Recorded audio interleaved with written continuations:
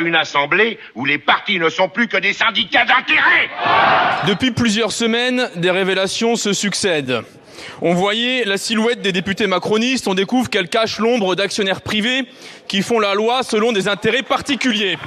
J'ai parlé tout à l'heure de syndicats d'intérêt. Voulez-vous, messieurs, que je fasse l'appel de cette assemblée ? 6 mois dans ce pays que nous plaidons en faveur d'un blocage des prix de l'essence et d'une taxation des superprofits. 6 mois que vous tournez autour du pot et que découvre-t-on ? Gaston Ablin, président directeur général de l'Omnium minier du Sénégal, des charbonnages de la Côte d'Ivoire, de la compagnie franco-africaine pour l'électricité et l'industrie.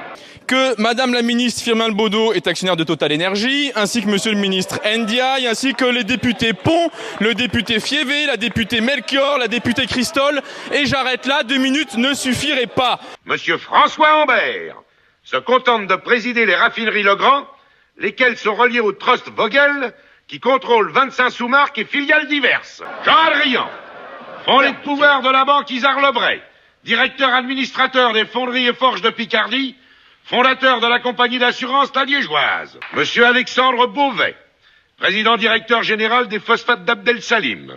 Monsieur Beauvais est un modeste. Il aurait pu se faire élire dans 5 départements, puisqu'il dirige le plus important de nos journaux de province. Tous actionnaires de Total. Tu m'étonnes qu'ils votent contre taxer les superprofits. Et c'est le cas pour absolument tous les grands monopoles qui sont représentés dans cet hémicycle.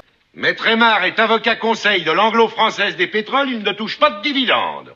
Il perçoit des honoraires. Je pense au député Jean-René Cazeneuve, 350 000 € d'actions chez Bouygues.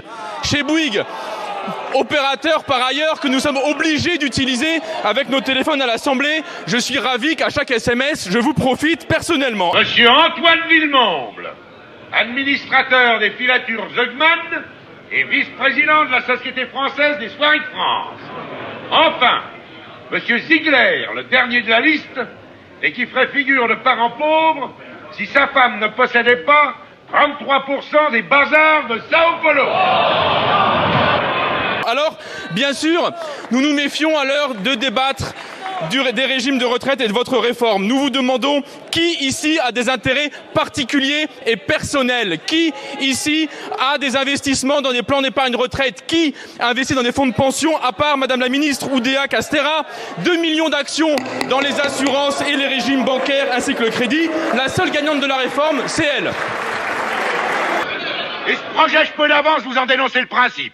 La constitution de trusts horizontaux et verticaux et de groupes de pression qui maintiendront sous leur contrôle non seulement les produits du travail, mais les travailleurs eux-mêmes. On ne vous demandera plus, messieurs, de soutenir un ministère, mais d'appuyer un gigantesque conseil d'administration.